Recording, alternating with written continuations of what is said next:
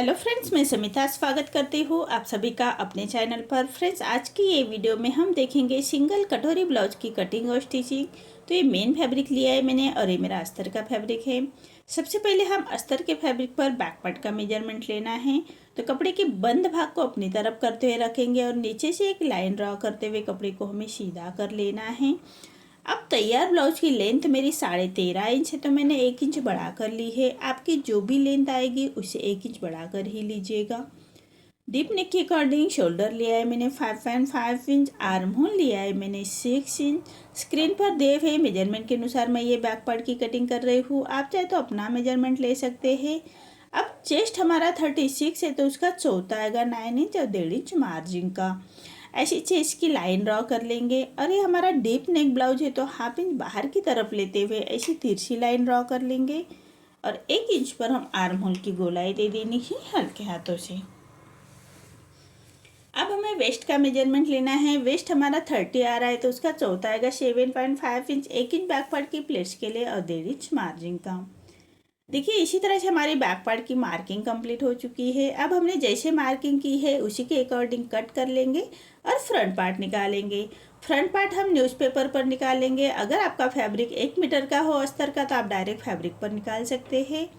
अब ये belt blouse है, तो 1 इंच पर ऐसे लाइन ड्रॉ कर लेंगे।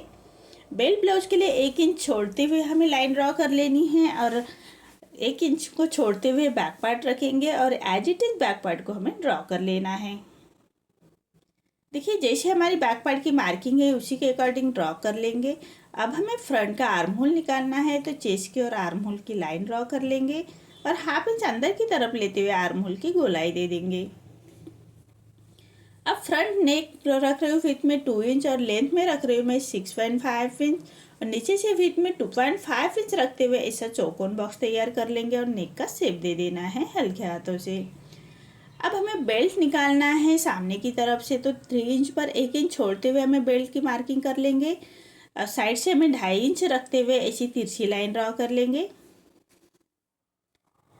अब सामने की तरफ से 1 इंच ऊपर की तरफ लेते हुए हमें बेल्ट का शेप दे देना है हल्के हाथों से। देखिए, इसी तरह से बेल्ट का शेप दे देंगे। अब 36 हमारे चेस्ट है, तो उसकी कटोरी आएगी 6 इंच पर।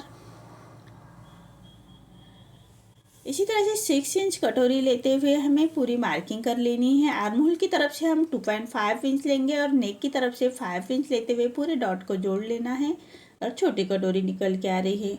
आर्म होल हमें फ्रंट का ही कट करना है। देखिए, सभी पार्ट की मेरी मार्किंग हो चुकी है और उसी के अकॉर्डिंग कट कर लेंगे। अब नेक को भी कट कर लेना है। अब जो बेल्ट की मार्किंग है उसको भी अलग कर लेंगे और ये हमारी छोटी कटोरी निकल के आ रही है। इसको कैसे बढ़ाते हैं ये भी हम न्यूज़पेपर पर ही बढ़ाएंगे। तो सबसे पहले साइड से कटोरी को थोड़ा छाट लेना है। अब एक न्यूज़पेपर लेते हैं और उसके ऊपर रखते हुए छोटी कटोरी को एज इट इज ड्रॉ कर लेना है। चारों साइड से छोटी कटोरी को हमें ड्रॉ कर लेंगे। अब दोनों साइड से हमें 1.25 इंच पर बढ़ा लेना है। दोनों साइड से 1.25 इंच बढ़ा लेते हैं। अब इसका हम सेंटर निकालेंगे।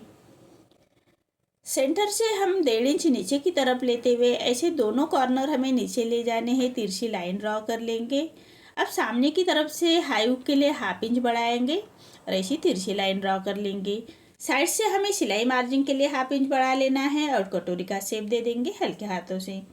देखिए, इसी तरह से हमारी ये बड़ी हुई कटोरी निकल के आ रही है। अब हमें छोटी कटोरी का कोई काम नहीं है। बड़ी कटोरी हम अस्तर के फैब्रिक पर रखते हुए कट करेंगे। साइड का पार्ट भी हमारा निकल चुका है और ये बड़ी हुई कटोरी भी निकल चुकी है। सभी पार्ट हमें अस्तर के फैब्रिक पर रखने हैं और पूरे अस्तर के फैब्रिक के साथ कट कर लेना है। सबसे पहले हम अस्तर के फैब्रिक के साथ कट कर लेंगे सभी पार्ट को। देखिए, कटोरी ऐसी तिरछे में ही रखनी है। देखिए, सभी पार्ट मेरे अस्तर के फैब्रिक के साथ कट हो चुके हैं और मेन फैब्रिक के साथ भी मैंने कट कर लिए हैं। मेन फैब्रिक कट करते वक्त 1/2 इंच बढ़ाकर ही कट कर लीजिएगा। बैक पार्ट मैं नेक्स्ट वीडियो में लेके आऊँगी डिजाइन के साथ। अभी ये वीडियो में हम फ्रंट पार्ट ही देखेंगे। तो मेन फैब्रिक पर रॉन्ग साइड पर रखना है अस्तर का फैब्रिक और पूरे पार्ट को हमें स्टिच कर लेना है। एक साथ जोड़ लेंगे सभी पार्ट, मेन फैब्रिक और अस्तर का फैब्रिक। तो चारों साइड से हमें स्टिच कर लेनी है। अब हमारा जो मेन फैब्रिक बाहर की तरफ आ रहा है उसको हमें अस्तर के बराबर से ही कट कर लेना है। इसी तरह से हमें साइड का पार्ट भी अटैच कर लेना है मेन फैब्रिक के साथ। बराबर रखते हुए अस्तर के बराबर से हमें स्टिच कर लेनी है। हाथ से थोड़ा प्रेस करते जाइएगा और सिलाई करते जाइएगा ताकि अंदर की तरफ करिया क्रीज ना है, उसका ध्यान रखें। अब हमारा जो मेन फैब्रिक बाहर की तरफ आ रहा है उसको हमें अस्तर के बराबर से ही कट कर लेना है। अब हम बेल्ट रेडी करेंगे। बेल्ट हम मेन फैब्रिक पर राइट साइड पर रखना है बेल्ट को, और नीचे से हमें स्टिच कर लेंगे 1/2 इंच का मार्जिन कवर करते हुए।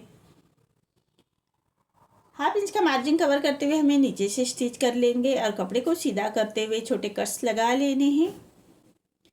अब अस्तर का फैब्रिक पलटाते हुए अस्तर के ऊपर से हमें स्टिच कर लेंगे। अब अस्तर को पलटाते हुए एक रोप स्टिच कर लेनी है। अब फैब्रिक को पलटाते हुए पूरे मेन फैब्रिक और अस्तर का फैब्रिक अटैच कर लेंगे। देखिए इसी तरह से दोनों साइड के बेल्ट हमें रेडी कर लेने हैं। सभी पार्ट मेरे मेन फैब्रिक के साथ अटैच हो चुके हैं। अब हमारा जो मेन फैब्रिक बाहर की तरफ आ रहा है उसको हमें अस्तर के बराबर से ही कट कर लेना है।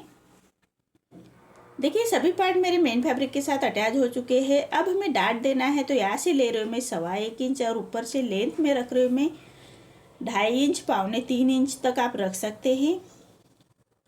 देखिए इसी तरह से हमारी कटोरी रेडी हो चुकी है। अब हमें साइड का पार्ट इसको अटैच कर लेना है।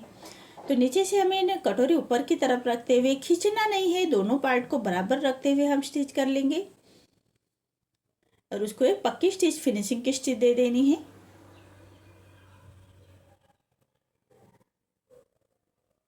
अब हम बेल्ट अटैच कर लेंगे। बेल्ट जो हमने बेल्ट रेडी करके रखा है उसको अटैच कर लेना है बराबर रखते हुए।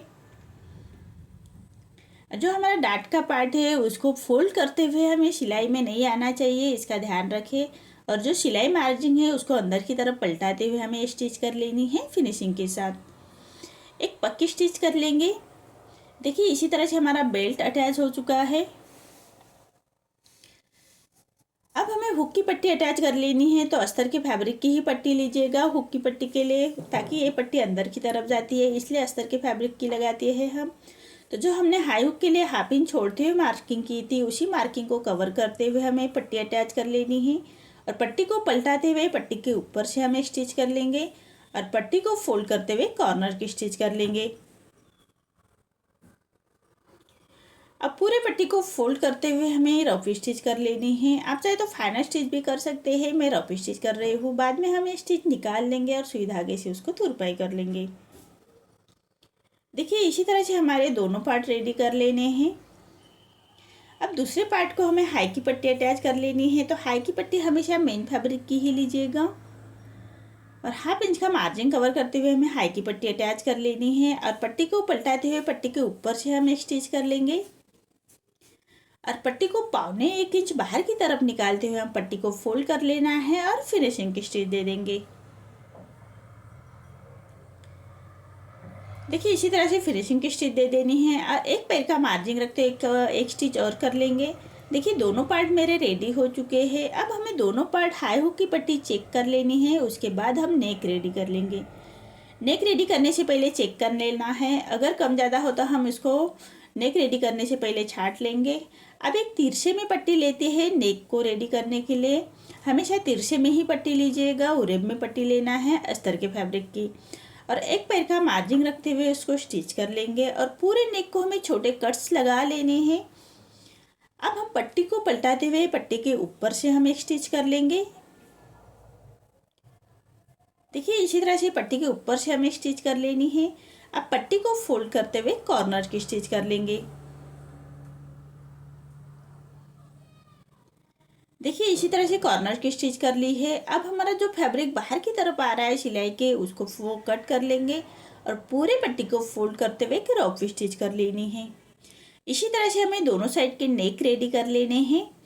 देखिए इसी तरह से हमारे दोनों पार्ट रेडी हो चुके हैं। आपको मेरा ये वीडियो कैसा लगा प्लीज़ कमेंट में बताइए। अगर आप चैनल पर पहली बार आए हैं तो लाइक शेयर ज़रूर करें और चैनल को सब्सक्राइब ज़रूर करें। धन्यवाद।